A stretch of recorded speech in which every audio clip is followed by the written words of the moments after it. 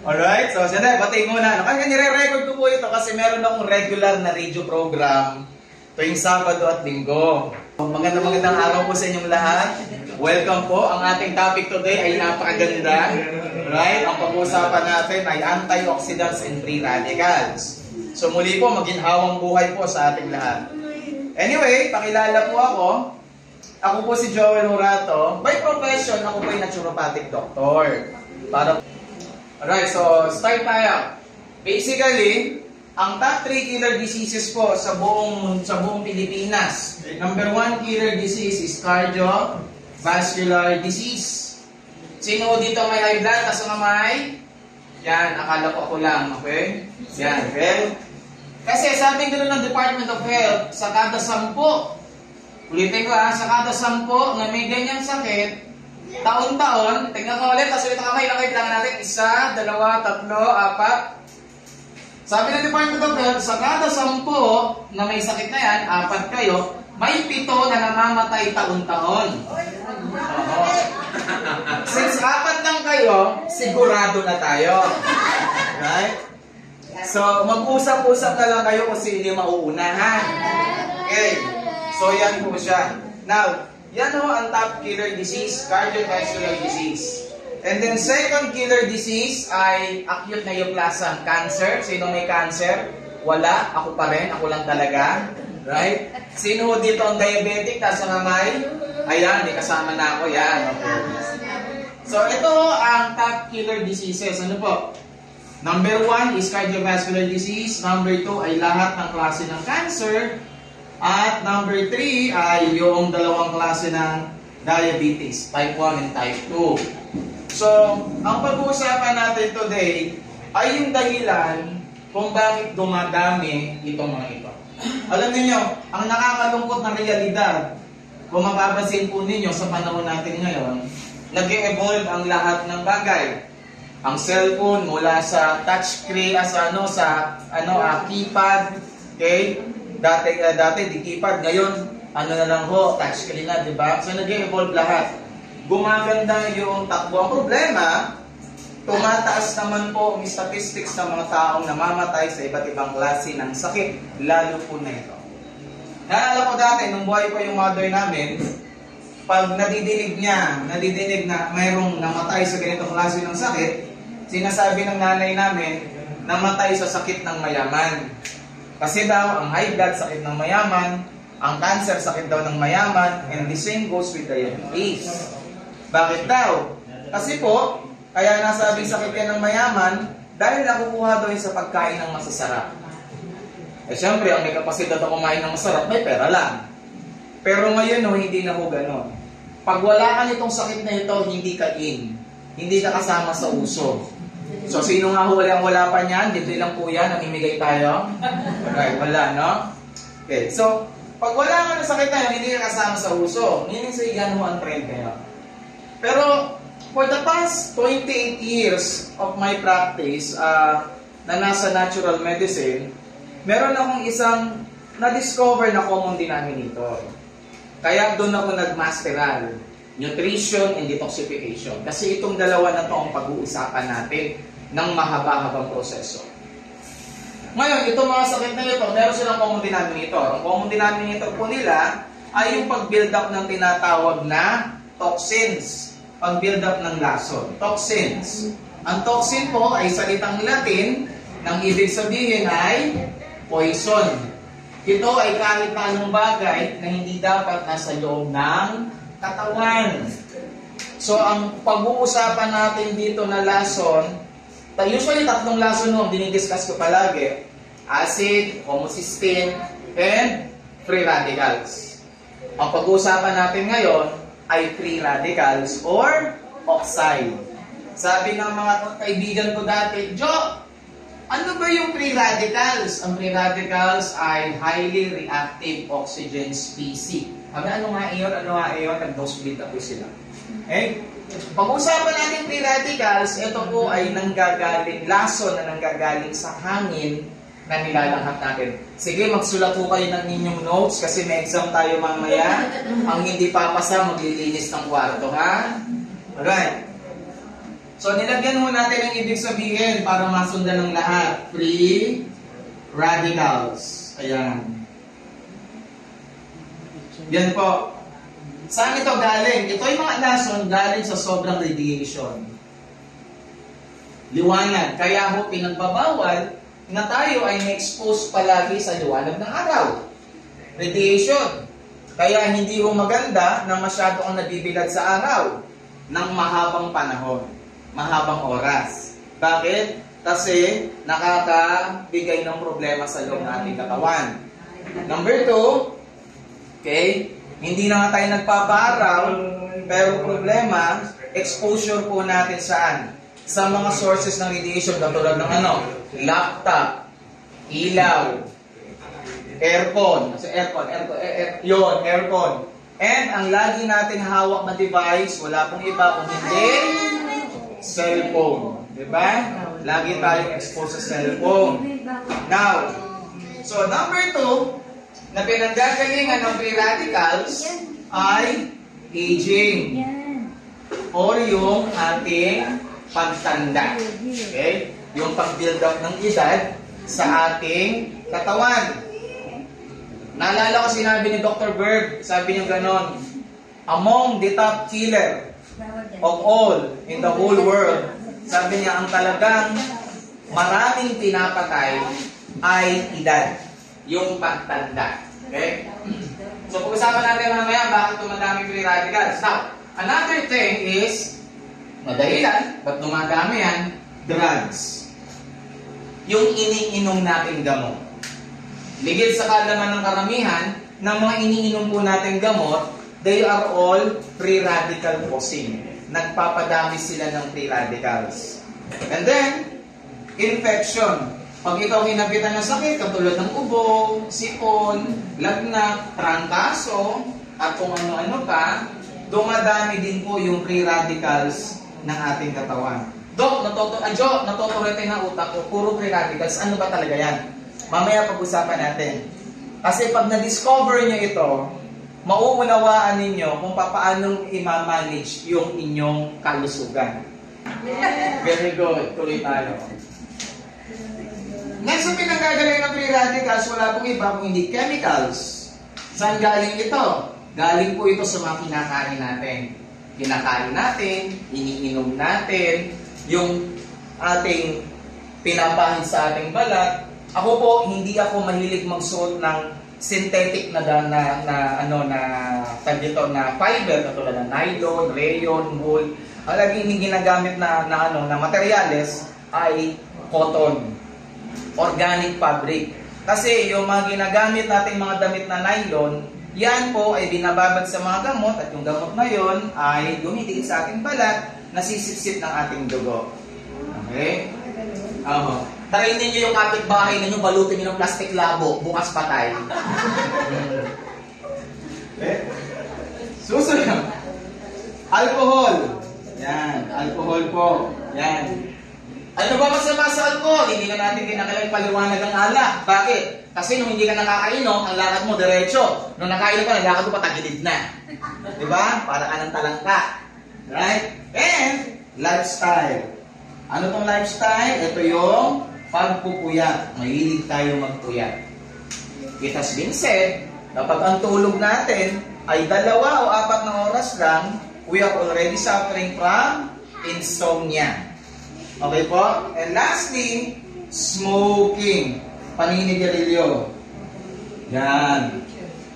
Ito pong mga ito ang nagpapadami ng free radicals sa loob ng ating katawan.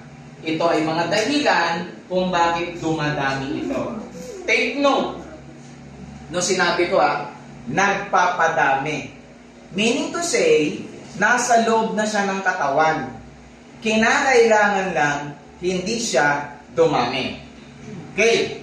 Pasok tayo sa loob ng katawan. Gagamit tayo ng kaunting organic chemistry. Okay? Konting organic chemistry lang para maintindihan po natin.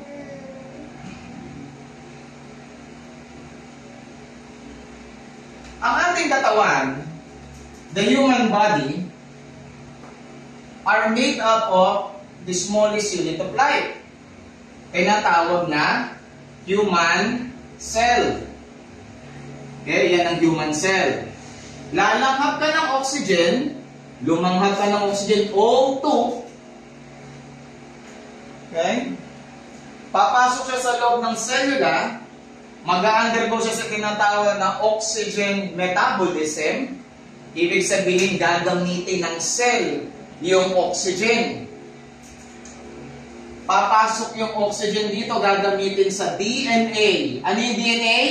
Yan, ganyan nga. Di namin alam. Right? So ngayon, gagamitin ngayon ng katawan ng cell yung oxygen. Remember, it is O2. Ibig sabihin, may dalawang electrons yung oxygen. Gagamitin ngayon ng cell, ng DNA, ng deoxyribonucleic acid para siya ay mapakinabangan. Just like anything else na pumapasok sa loob ng katawan, ilalabas yan ng katawan. Ang ilalabas ng katawan, basura na. Hindi na niya kailangan. So ang lalabas, ang pumasok ay O2, ang lalabas ay ito, O dot. Ibig sabihin, isa na lang yung electron. Originally, ang pangalan nito ay oxygen. Ito ngayon ay oxide. Or, kilala sa pangalang free radical. Dahil iisa lang siya ng electron, maghahanap siya ng kapartner. Hindi na yan lalayo. Ba't pa yan lalayo? Eh dito na siya galing. Babalik siya dito, kukuha siya ng kapartner, sisirain niya yung balanse dito. Ang tawag dito ay cell membrane. Masisira yung balanse ng cell membrane. It has been hypothesized, nasabi sa cellular theory, na tayo daw, bilang cell, okay, hindi tayo pwedeng tablan ng kahit anong klase ng sakit. Ako naniniwala po ko doon. Bakit? Kasi sinabi sa Genesis you were created in the perfect image and likeness of God. Ikaw ay nilikha ayon sa perpektong wangis ng Diyos. So therefore, hindi ka dapat tatablan ng sakit. So paano nangyari yon? Sa cellular nutrition, may apat na importante na dapat meron ng katawan. Number 1, ano yon? Number 2, ano yon? Number 3, ano yon? Number 4, ano yon? Sulat natin. Number 4, rest. Dapat natutulog tayo. Kaya natin mabuhay ng ilang taon nang nagpupuyat. Dapat kumakain tayo. Pero hindi natin kaya mabuhay ng ilang taon nang walang kain-kain. Dapat umiinom tayo. Kasi hindi natin kaya mabuhay ng walang tubig ng ilang buwan. At dapat lumalanghap tayo ng hangin. Kasi hindi natin kaya mabuhay ng ilang araw nang walang hangin. Yan ang order niyan. Hindi pwedeng magbali-baliktad. So napakahalaga ng oxygen. Pero mantakin nyo, yung pinakamahalagang material para mabuhay tayo, ay yung mismo material din ang unang-unang papatay sa atin. What? Dahil perfect ang katawan, nagdisenyo ang itaas ng sisira din sa atin. Para magkaroon ng katuparan yung pagkamatay natin. Ang tawag dito ay corruption. Dito nag-i-start ang process ng aging. Ang gagawin nitong oxide na ito, or free radical na yan, pupunta siya dito sa cell membrane, sisirain niya yan, hihina yung cell membrane. Pag humina yung cell membrane, papasok siya dito sa loob, sa nucleus, at aatakihin niya yung DNA. Pag inatake niya yung DNA, dating normal na DNA, magiging abnormal. So that will be the time magsisimula ng magkaroon ng problema ito. At dahil every 8 hours, may tinatawag na cellular mitosis. Ano po iyon? Kada 8 oras, yung cell mo nagdo-duplicate. May lumang cell, may bagong cell. After 8 hours, may lumang cell na naman, may bagong cell. Old cell, young cell. Old cell, new cell. Kaya every 5 to 7 years, nagpapalit ang lahat ng bahagi ng katawan natin. Ano edad mo ngayon? Minusan mo yan ng 7 years, hindi yan ang balat ninyo dati. Bago lang yan. Yang mata, utak, atay, baga, lamang loob, bituka, lahat yan, bago yan. After 7 more years, magbabago na naman yan. Joe, bakit ganun? Bakit may sakit kung ganun nagbabago? Simple lang. Kasi yung pinagkopyahan niya, sira. Isipin ninyo, yung inuupuan yung bangko, tignan nyo maigi, lahat yan magkakaparehas. Kasi ang molde niyan iisa lang. Pero kung yung molde niyan ay nasira, lahat ng bangko na lalabas yan magkakaparehas, puro sira din. Dahil sira yung molde, lahat ng gagawin na cell niyan ay puro sira. Kaya yung sakit mo, bit-bit mo, tuloy-tuloy. So ito pa rin nangyayari, Diyos, sa loob ng katawan. Every time lalangap ako, gagawa ako ng free radical, aatakihin niya ito, sisirahin niya yung cell, ang mangyayari, magkakaroon ako ng sakit. Bakit yung bata walang sakit? Ba't yung sanggol walang high blood? Ba't yung apo ko, bakit walang diabetes? Bakit yung kapitbahay ko, yung inaanak ko, wala namang cancer? Bakit? Kasi, ang ginawa ng katawan, nagpo-produce siya ng panglinis nito. May panglinis tayo dyan. Bakit? Di ba basura siya? Ba't siya basura? Hindi ba siya ay latak dito? Dahil ito ay latak, itatapon ng katawan yan. Okay? Anong gagawin ng katawan? Nasa ating atay at nasa ating dugo at nasa ating ugat ang tinatawag na antioxidants. Oxides. Ito yun. Panglaban sa oxide. Bigyan ko kayo ng closest relationship pa. Ano ba yung oxide? Pag ikaw ay nagbalat ng mansanas o ng patatas, ito'y nahanginan. Ma'am, ano nangyayari? Nangingitim. Ang tawag sa proseso ay oxidation. Ang bakal, pag nakaarawan, nakulanan ng arawan, ma'am, ano nangyayari? Kinakalawang. Ang tawag doon ay ferrous oxidation. Lahat yan ay galing dito. Anong ginagawa sa mansanas at patatas? Di ba binababad natin sa tubig para maproteksyonan? Di ba yung bakal nilalagyan natin ng primer o di kaya ng pintura para maproteksyonan? So ang ating katawan may defense mechanism. Ang ginagawa ng katawan, naglalabas din siya ng pang-proteksyon dito. Ang number 1 na ilalabas ng antioxidant ay nanggagaling sa atay. Maglalabas ang atay ng tinatawag na glutathione peroxidase. Isang klase ng enzyme na ang trabaho ay antioxidant. Hahalo ang glutathione peroxidase sa oxide at ito ay magiging H2O2. Ano ito? Dalawang hydrogen, dalawang oxygen. Hydrogen peroxide. Sa Tagalog, agua oxinada.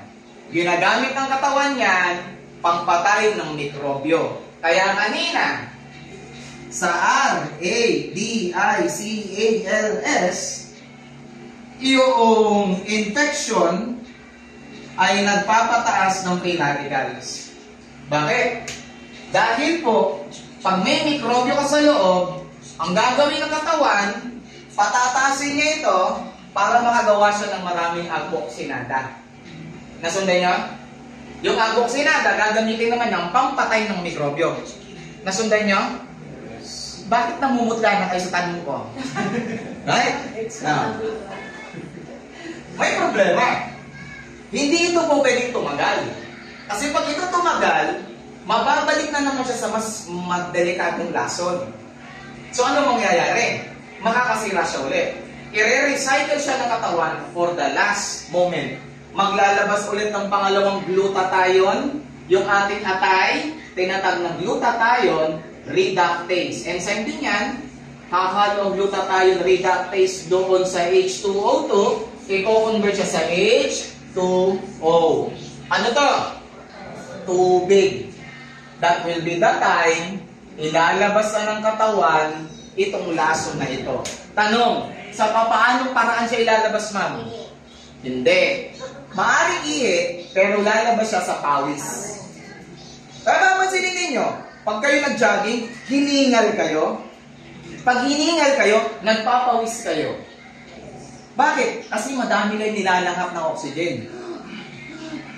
Diba? Magpapawisan dito ninyo, magpapawisan dito nyo, magpapawisan dito nyo. Pag nag-deep breathing kayo. Why? How come? Dahil marami kang pinapasok na oxygen, marami kang pinuproduce ng oxide, nire-recycle nito, magiging tubig, ipapawis mo siya. Kaya totoo po yung kasabihan na pag hindi pawisin ay sakitin. Nasundan niya? Yan. So kung i-analyze yung mabuti, ang katawan pala, bagaman by nature, nagpo-produce tayo ng free radicals or oxide, by nature, meron tayong defense mechanism. May panglinis. Kaya hindi ka dapat matakot. Kaso, may limitasyon. Pag tungtong mo ng edad na 35 years old, itong natural antioxidant na ito na galing sa atay, pinuproduce ng atay, lahat yan, mauubos. Pag tungtong ng 35 years old, babagsak ng 10% to 12% yung natural na antioxidant mo. Kaya pag tungtong mo ng 40, sari-sari na nararamdaman mo. Bakit? 35, 36, 37, 38, 39, 40. Dati, ang blood pressure mo is 120 over 80. Ngayon, ang blood pressure mo is 140 over 90. May 5 taon na naipon, pagtungtong mo ng 40, 5 taon na yung basura, build up ng build up, ang basura, pag dumami, problema hindi. So, dumami yung basura. Ang naubos, ang nawala sa yung basurero. Okay? Hindi natin kaya mag-produce ng sarili nating antioxidant o ng sarili nating enzyme na nagiging antioxidant. So, ito ngayon ay dumadami. Kung ano ang mahinang bahagi ng katawan, yun ang unang bibigay. Maraming proven medical write-ups na nagsasabi at nagpapatunay na ang free radical or oxide ay pinagmumulan ng iba't ibang klase ng degenerative diseases. Okay, tuloy tayo, no? Tuloy tayo. Nasaan na ba ako? Nasaan na ba ako, ma'am? Nasaan na ako? Ha? Ayun, no? So ngayon, marami yung sakit ang nadidevelop kasi ina-atake siya ng free radicals. Now, again, gagamitan naman tayo ng simpleng bagay. Ayokong gawing komplikado. Kung ang pinanggalingan ng problema ay nutritional deficiency, kakulangan ng sustansya, anong sustansya ang nawawala? At itong kakulangan ng sustansya na ito ang nagiging dahilan ng pag-build up ng maraming lason. Yung lason na nagbi-build up, ina-atake ko anong mahinang bahagi ng katawan. Yung mahinang bahagi ng katawan, yun ang unang bumibigay. Pag bumigay, maglalabas siya ng ano? Maglalabas siya ng signs and symptoms. Sinyales at simptomas. Kung ano man ang sinyales at simptomas na nararamdaman mo, yun ang ibibigay sa reseta ng doktor. May nagpa-check up. Ngayon, tandaan niyo po, walang against sa gamot. Yung ibinibigay na gamot, ang trabaho po nun, tulungan tayo makontrol yung sinyales at simptomas. Pero, hindi ang trabaho gamutin yung problema. Kasi, yung problema, may pinanggagalingan. Gagamit lang tayo kitang common sense. Basic nutrition lang ito. Kinakailangan lang natin isupply yung nawawalan sustansya. Nasundan po ninyo? Napaka-importante. Kaya ho, ang daming tao ang nagkakasakit ngayon, number 1, lumalala yung sakit, number 2, kasi hindi talaga nila alam kung ano yung gagawin nila. Yun ang number 3. Dahil papasok yung number 4. Naging dependent tayo doon sa sasabihin sa atin ng doktor. Sundan nyo? Wala akong against dyan. Yung pagpapacheck up mo at pag-inom mo ng reseta, ang tawag dyan ay medical care. Ikaw na may katawan, ano ang gagawin mo bilang self-care naman? Kasi tinutulungan ka na ng doktor sa pamamagitan ng check-up at ng reseta. Ikaw, ano naman ang tulong na gagawin mo sa katawan mo? Tama si ma'am. Iwasan yung hindi dapat kainin or inumin. And then, idagdag yung dapat kainin at dapat inumin. So in other words, bilang may katawan, may pananagutan tayo sa ating sarili. Pag ako nagpapasyente, lagi ko sinasabi sa pasyente, pag nagpa-check up, tatanungin ko siya, pinaliwanag na ba ng doktor ninyo kung ano yung sakit ninyo? Pag sinabi sa akin, hindi pa po, ahali po kayo. Bubuksan ko sa laptop, ipakikita ko sa kanya. Ito po yan, ito. Pinapaliwanag ko. Tapos sasabihin ko sa kanya, binigyan mo ba kayo ng bawal kainin? Hindi po. O ito po yung bawal ito. Binigyan mo ba kayo ng listahan ng kakainin? Hindi rin po. O ito, lamunin nyo to, lamunin nyo yan, laklakin nyo yan, kainin nyo yan, bahala na kung magtataho kayo hindi. Bakit? Kasi importante yon. Again, ang tanong, ano ang gagawin mo para tulungan mo yung sarili mo? Nasundan niyo po? Okay, now, so Jo, ito pala yung senaryo. So, mayroong isang senaryo na hindi natin mapipigilan. Ano yon? Ano man ang gawin yung pigil, magkakaroon kayo ng lason sa katawan. Kahit maligo kayo araw-araw, uminom kayo ng dalisay at malinis sa tubig, kumain kayo ng prutas at gulay sariwa, kahit agawan nyo yung kambing, kalabaw, kabayo ng damo, magkakaroon kayo ng lason sa loob ng katawan. Bakit? Kasi lumalanghap kayo ng hangin. Every time hihinga ka, pagpasok ng hangin dyan sa loob, in 1 minute time or less, nakapag-produce ka ng libu-libong free radicals yung katawan mo. At yung free radicals na yan, sisirahin niya lahat ng cells na nasa paligid niya. Tanong, anong gagawin mo? Wala ka na dito. Dahil 35 ka na. Diba? Like on my case, sabi ko gano'n, 48 na ako, magsi-50 na ako. Pero ang lagi kong minamaintain, sabi kong gano'n, aging gracefully. Ayokong nadadagdagan ang edad ko, pero nadadagdagan yung pelagis ko sa mukha. Gusto ko, habang tumatanda, wala na natiling makinis yung aking balat. Hindi ako matanda tingnan. Bakit? Kasi dapat na-maintain ko ito. 1970s, they discovered na kung pwede palang makuha ang antioxidant sa food sources. Pwedeng kunin ito sa mga pagkain. At nakukuha lamang ang antioxidant sa prutas at gulay. Hindi ko ito nakukuha sa karne, ha? Okay. So, para masundan yung mabuti, kinakailangan ninyo ng antioxidant such as, susundan ninyo yung Roy G. Biv. Roy G. Biv. Okay? Ano to? Red, orange, yellow, green, indigo, blue, violet. Yan yung kulay ng rainbow. Kulay violet, kulay blue, at saka kulay indigo. Yang pong mga yan ay mayaman na mayaman sa antioxidants. Okay. Jo, isa pa. Okay? Naunawaan ko na yung kahalagahan ng antioxidants. So, unang factor na dapat kong matandaan, ang katawan ko nagpo-produce ng oxide, ayaw ko man sa hindi. Malinaw? Number 2 na dapat kong tandaan, ang katawan ko dating may natural defense or antioxidant. Okay? Number 2 na dapat kong tandaan, number 3 dapat kong tandaan, pagtungtong ng 35 years old, yung natural antioxidant mauubos.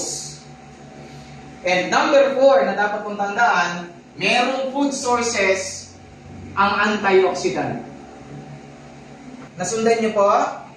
O, 4 na pointers lang tayo. Now, ikikilit ko muna ng kaunti dito sa nasa ating right panel, ano?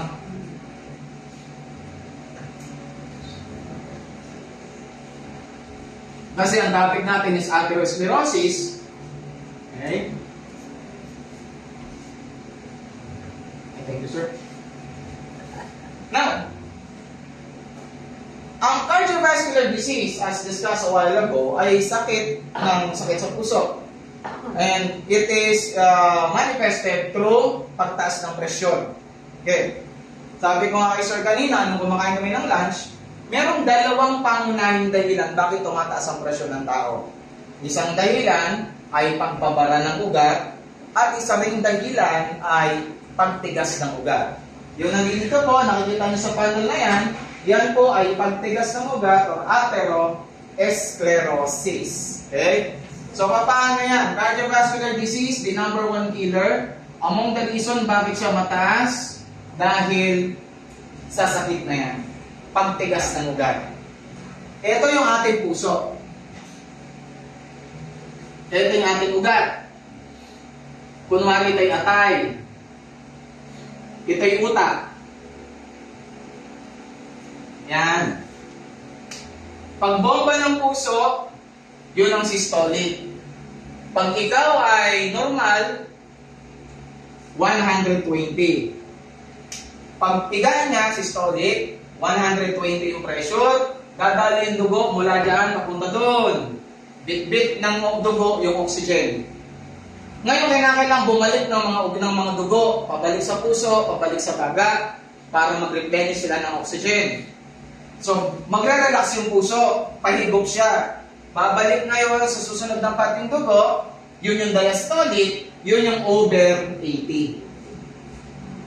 So then, 120, pagpiga, the blood going away from the heart, and then, pag-relax, the blood going towards the heart.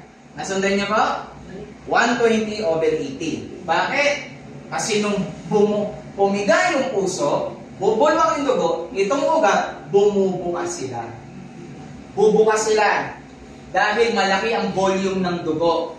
Madami yung dugo, pag pigaan ng puso, para makayanan ng ugat yan, yung ugat flexible. Mababanat po sila. So, dadaanin ng maayos yung dugo. So, wala pressure. Kasi at that point in time, itong ugat ay mayaman sa tinatag na enos. Endothelial, nitric, oxide, synthase. Ito ay chemical, signaling molecule yan, na pag dadaan yung dugo, itong muscle, itong lining ng ugat na yan, lumalambot sila. Bubukas sila. Para makadali ng maayos yung dugo. Nasundan? As time goes by, at number one factor ay stress. Due to stress and pollution, mabilis na uubos yung enos. Okay? Mabilis na uubos yung enos. Pag tungtong mo ng 40 or mas bata pa, ubos na yung enos, kaya pag bumomba yung puso, hindi bumubuka yung ugat. Dahil hindi bumubuka yung ugat, nakapondo yung mga dugo dyan. So, kinakailangan nilang makadaloy ng mabilis. Hindi mo pwedeng ma-delay ng 1 minute ang ugat, ang dugo. Kasi pag na-delay ng 1 minute ang dugo, pag-ikot sa katawan, tutumba tayo. Magkukulaps tayo. Kasi hindi makakabiyahe yung oxygen paakyat sa utak agad. Nasundan niyo po? Yes. So, magra-rush kayo ng puso. Ang gagawin ng puso, bobombahin niya ng malakas. Kasi, sasabihin nito, "Oy, utak, kulang ako sa oxygen." Ang gagawin ng utak, "Oy, puso, kinakapos ng oxygen." Dalian mo. Ang gagawin ng puso, bobomba ng mas malakas, magiging 140, at magre-relax ng mas malakas, magiging 90. Kaya ang blood pressure mo, 140 over 90. Borderline hypertension. Sundan niyo ba? Dahil ang pinanggalingan, yung ugat mo makunat. Dahil ayaw bumuka ng ugat, maraming problema ang kasunod niyan. Lagi ko sinasabi, sa practice ko, meron akong dalawang major rule. Rule of the digestive system at saka rule of the circulatory system. Lagi kong tinutulungan ang katawan gamit ang digestive system. Kinakailangan ako makapag-provide ng tamang klase ng pagkain para masuportahan yung pangangailangan ng katawan. And then, kinakailangan malinis yung circulatory system. Yung dinadaluyan ng dugo, yung mga ugat. kinakailangan sila ay nababanat, kinakailangan wala silang bara. Bakit? Kasi bit-bit ng dugo, lahat ng sustansya na kinakailangan ng katawan, at bit-bit ng dugo, lahat ng lason galing sa iba't ibang bahagi ng katawan. So yung dalawang system na yan, dapat ma-maintain natin ang maayos na maayos. Now, ganito ang nangyayari. As time goes by, lumalala ng lumalala yan. Bakit? Kasi palala ito ng palala. Dahil nagkakaedad ka na nagkakaedad, dumadami yung free radicals. Yung free radicals na yan, paano ba itong nabuo? Ito ay arteriosclerosis. Yung pagtigas is atero. Yung pamumuo ay arteryo. Paano ba itong namuo? Yang bara na yan. Ito yung ugat. May dugo. May kasamang cholesterol. Cholesterols.